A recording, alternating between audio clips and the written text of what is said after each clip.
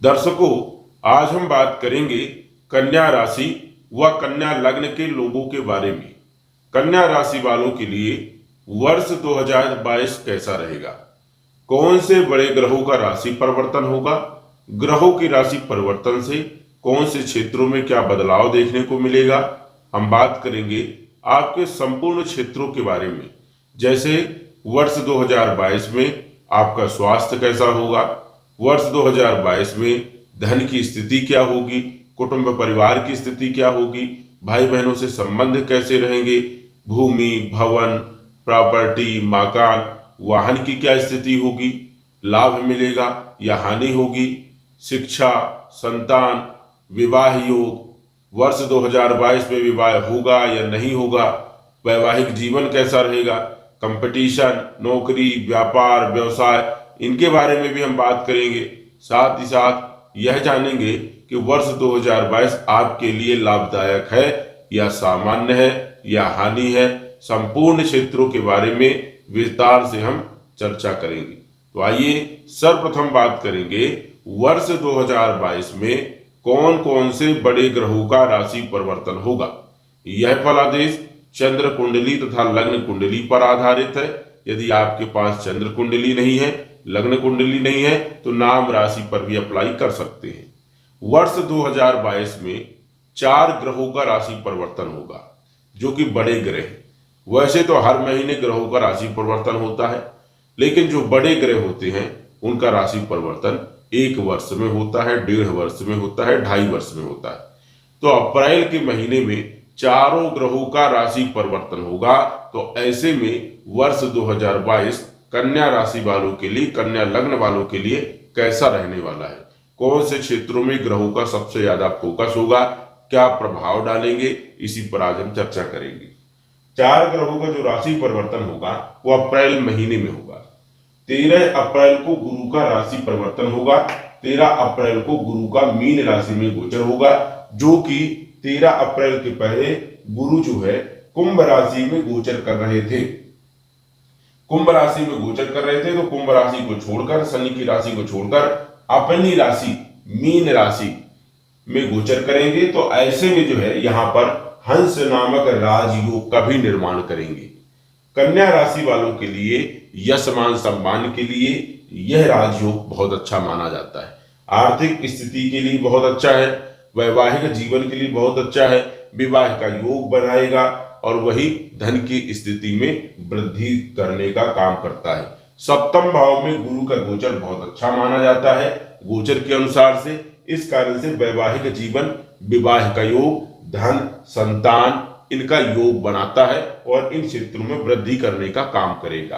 अब यहां पर बैठ करके गुरु जो है 5वीं दृष्टि से आपके लाभ भाव को देखेगा।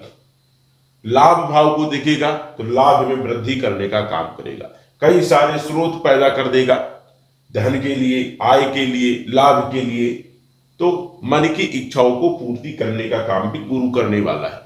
लाभ भाव में गुरु की दृष्टि रहेगी तो लाभ भाव में भी बहुत अच्छी दृष्टि मानी जाती है। लाभ भाव में गुरु का गोचर काफी अच्छा माना जाता है। इस कारण से यह दृष्टि अमृत रूप में मानी जाएगी।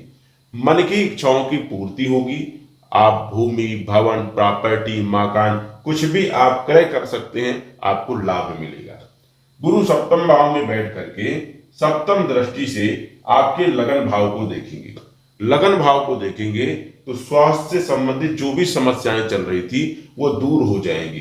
कॉन्फिडेंस आपका बढ़ जाएगा, कोई भी कार्य करने में आपका मन लगेगा और आप तन मन धन से काम को करेंगे, उसमें आपको सफलता जरूर मिलेगी।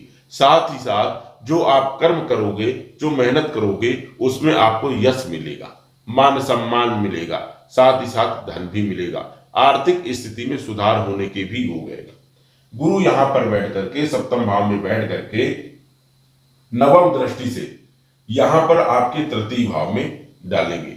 तो नवम दृष्टि तृतीय भाव में रहेगी तो यात्राओं से आपको लाभ मिलने वाला है। छोटी यात्राएं कर सकते हैं, विदेश की यात्राएं कर सकते हैं, घूमने के लिए जा सकते हैं, भाई बहनों से जो संबंध खराब चल रहे थे उसमें मधुरता आने के योग बनते हैं।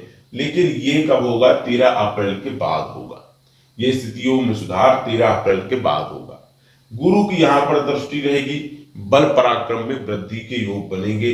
कहीं न कहीं आपके अंदर धैर्य बना रहेगा, पराक्रम बना रहेगा। कोई भी कार्य आप प्रारंभ करेंगे तो उसको पूर्ण रूप से संपन्न करके ही मानेंगे। तो ये स्थिति जो गुरु की रहेगी वो आपके लिए जबरदस्त रहने वाली है। गुरु आपको जबरदस्त फल देने वाले हैं। बात करें 12 अप्रैल को राहु का गोचर होगा। 12 अप्रैल राहु का मेष राशि में गोचर होगा। राहु भी 12 अप्रैल को राशि परिवर्तन कर जाएंगे, जो कि वृष राशि में गोचर कर रहे थे। आपके भाग्य भाव में गोचर कर रहे थे और भाग्य भाव में राहु गोचर कर रहे थे, तो कहीं ना कहीं आपके कार्यों में विलंबता भी ला रहे थे।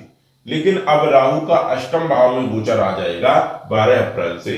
तो वैसे तो राहु का अष्टम भाव में गोचर अच्छा नहीं माना जाता है, लेकिन ये बुरे ग्रह, क्रूर ग्रह, पाप ग्रह, तो पाप ग्रहों का, क्रूर ग्रहों का 6ठे, 8वें, 12वें भाव में गोचर कहीं हद तक अच्छा माना जाता है, लेकिन उतना अच्छा भी नहीं माना जाता है। यहां पर राहु का गोचर होगा तो गुप्त धन के योग बना सकता है। आपकी लॉटरी लग सकती है, आप जुआ, सट्टा, ट्रेडिंग, मार्केट, स्टॉक मार्केट, इनमें लाभ ले सकते हैं। जो गुप्त धन है, बड़ा धन है, कहीं आपका धन अटका हुआ था तो हो सकता है आप बल पराक्रम के द्वारा उसको निकाल लें, मिल जाए। तो गला हुआ धन भी मिल सकता है, या आपका किसी ने धन लिया है तो वो भी रिकवरी में हो सकता है। तो यहां पर राहु जो अचानक धन प्राप्त करवाने के योग बनाता है।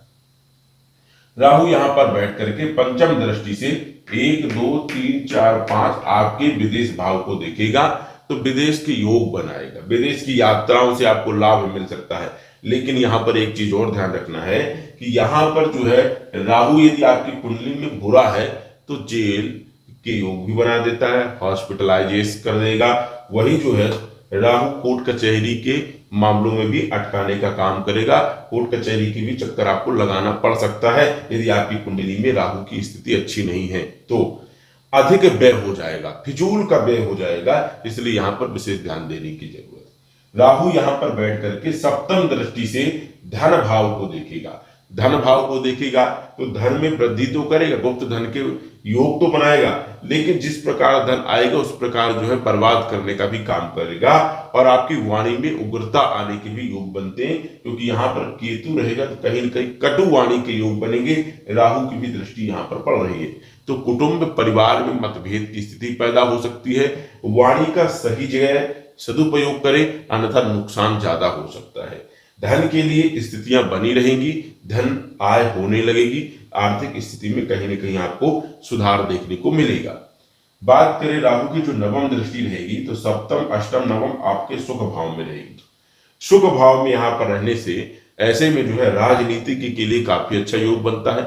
जनता का आपको सपोर्ट मिलने का भी योग बनेगा। कहीं ना कहीं सब कुछ होने के बावजूद भी पूर्ण रूप से आपको सुख नहीं मिल पाएगा। कहने का आशय यह है कि आर्थिक स्थिति भी आपकी यदि मजबूत रहे, भूमि, भवन, प्रॉपर्टी सब कुछ रहने के बावजूद भी मन आपका शांत नहीं रहेगा, विचलित रहेगा, स्थिरता नहीं रहेगी। इस कारण से राहु सुख भाव को देखेंगे तो माता के स्वास्थ्य को भी परिवर्तन करेगा, स्वास्थ्य में भी कहीं ना कहीं दिक्कत लाने का काम राहु करेगा। इसलिए यहाँ पर विशेष ध्यान देने की जरूरत है। और पुरानी चीजों को क्रय नहीं करना है, चाहे वो पुराना मकान हो, चाहे वो वाहन हो, इन क्षेत्रों में आपको नहीं जाना है जहां पर रीसेल वाले, तो ऐसे में नुकसान हो सकता है, इसलिए विशेष ध्यान देने की यहाँ पर जरूरत रहेगी। तो ये राहु का गोचर परिवर्तन होगा, तो ऐसे में कई क्षेत्रों में आपको बदलाव देने वाला है, कई क्षेत्रों में आपको सावधानी रखने की जरूरत है। बात करें शनि की, 29 अप्रैल को शनि का कुंभ राशि में गोचर होगा।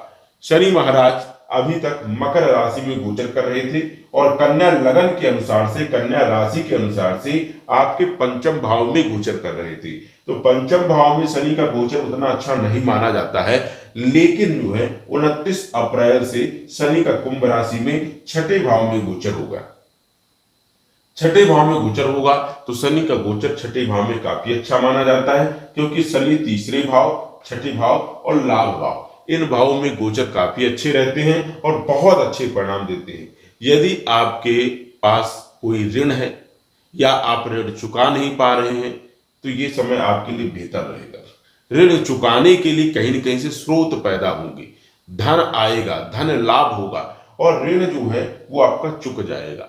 यदि आप ऋण लेकर के कोई बिजनेस व्यापार डालना चाहते हैं तो ये समय आपके लिए बेहतर रहेगा 29 अप्रैल के बाद। शनि शत्रुओं को परास्त करेगा।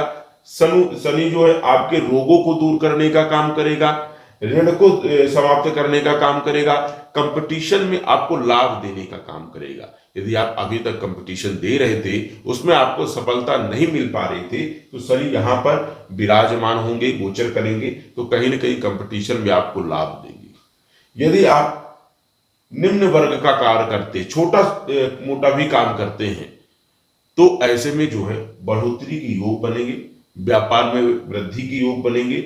नौकरी की तलाश में यदि है तो नौकरी के लिए भी कहीं ना कहीं योग बनाने वाले हैं। नौकरी के लिए प्रमोशन के योग बन सकते हैं। नई नौकरी यदि आप प्रयास कर रहे हैं तो नई नौकरी के योग बन सकते हैं। यहां पर शनि बैठ करके तीसरी दृष्टि अष्टम भाव पर पड़ेगी। अष्टम भाव पर तीसरी दृष्टि पड़ेगी तो यहां पर कहीं ना कहीं गुप्त धन, ससुराल पक्ष से जो मन मुटाव की स्थिति थी वहां पर भी सुधार आने की योग है। लेकिन राहु वहां पर बैठ करके कहीं ना कहीं ससुराल पक्ष से संबंधों को खराब करने का काम करेंगे और शनि और राहु की युति होगी तो और ज्यादा दिक्कत हो सकती है। विशेष यहाँ पर थोड़ा ध्यान देने की जरूरत है। कुंडली में यदि राहु और शनि की स्थिति यदि आपकी अच्छी है तो यहाँ पर कुछ लाभ भी देखे जाएंगे। शनि यहाँ पर बैठ करके सप्तम दृष्टि से आपके 12वें भाव में दृष्टि डालेंगे तो ऐसे में विदेश के योग बनाएंगे। विदेश आप जा सकते हैं, भ्रमण कर सकते हैं, व्यापार प्रारंभ कर सकते हैं। यहां पर जो है शनि बैठ करके 12वें भाव को देखेंगे तो कहीं ना कहीं विदेश के जबरदस्त योग बनाने वाले हैं।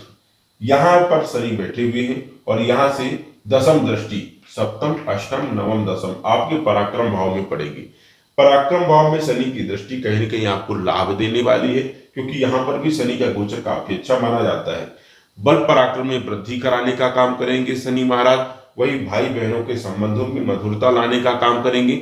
जो भी आप मेहनत करेंगे उसका आपको पूर्ण रूप से फल देने का काम भी शनि महाराज करने वाले हैं। तो शनि का जो गोचर रहेगा वो आपके फेवर में रहने वाला है। शनि आपको अच्छे परिणाम देंगे। इसके बाद 12 अप्रैल को केतु का भी तुला राशि में गोचर होगा। ये राहु और केतु दोनों वक्री ग्रह होते हैं, सदैव उल्टा चलते हैं। वैसे तो अन्य ग्रह जैसे कि वृश्चिक राशि में केतु चल रहे थे तो धनु में आना चाहिए, लेकिन ये दोनों वक्री होने के कारण ये उल्टा चलते हैं तो तुला राशि में केतु का गोचर होगा। इसी प्रकार राहु का जो है मेष राशि में गोचर होगा। यहाँ पर केतु का गोचर होकर के संतान पक्ष के लिए अच्छा नहीं माना जाता है, वाणी के लिए भी अच्छा नहीं माना जाता है, इसलिए यहाँ पर संयम रखने की जरूरत है। केतु यहाँ पर बैठ करके घर परिवार में विवाद की स्थिति पैदा करवा देता है, संतान पक्ष से मनमुटाव की स्थिति पैदा करवा देगा, तो यहाँ पर विशेष ध्यान देने की जरूरत है। केतु यहाँ पर बैठ करके पंचम दृष्टि से 1, 2, 3, 4, 5 छठे भाव को देखेगा। यहाँ पर केतु की स्थिति काफी अच्छी मानी जाती है, इस कारण से रोग ऋण शत्रु में आपको लाभ जरूर देने का काम करेगा। सप्तम दृष्टि जो है आपके अष्टम भाव में पड़ेगी। राहु और केतु दोनों की दृष्टि होने के कारण गुप्त धन की प्राप्ति होने के योग बन सकते हैं। धन जो है कहीं न कहीं से आपको जरूर लाभ होगा, रिकवरी होने के भी योग है। जो धन आपका नहीं मिल रहा था वो धन मिलने के भी योग बनने वाले हैं।